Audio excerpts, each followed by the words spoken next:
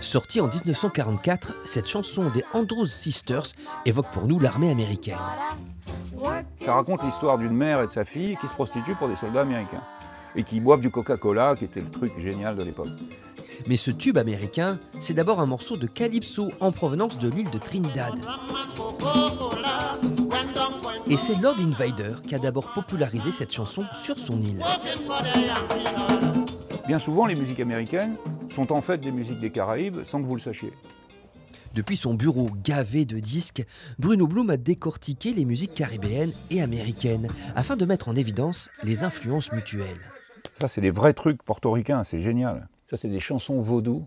Harry Belafonte, c'est un Jamaïcain de New York. Ça, c'est Tito Puente. Et Tito Puente, c'est un Américain qui copiait la musique cubaine.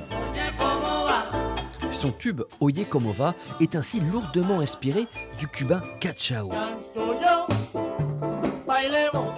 Bruno Blum a rassemblé toutes ses observations et réflexions dans un livre couplé à une compilation. Il y révèle notamment le lien de continuité entre les quadrilles dansées sur les plantations antillaises, les MC des sound systems jamaïcains et le rap américain. Le rap, le jazz, il y a beaucoup d'éléments qui sont venus des Caraïbes et les Américains évidemment n'en parlent jamais. Donc c'est une espèce de tabou historiographique que mon bouquin, j'espère, va un peu secouer. La plongée de Bruno Blum dans ses musiques des Caraïbes a commencé par le reggae, à 16-17 ans, quand il s'est installé à Londres, dans un quartier jamaïcain, et qu'il fréquentait les soirées dub. Il passait ça très fort, avec un son parfait. Tout le monde fumait de l'herbe. C'était un voyage sur la planète Mars, quoi. Donc c'était absolument irrésistible. Bruno Blum a exploré cet univers en se rendant à la source. Il y a même enregistré des albums reggae.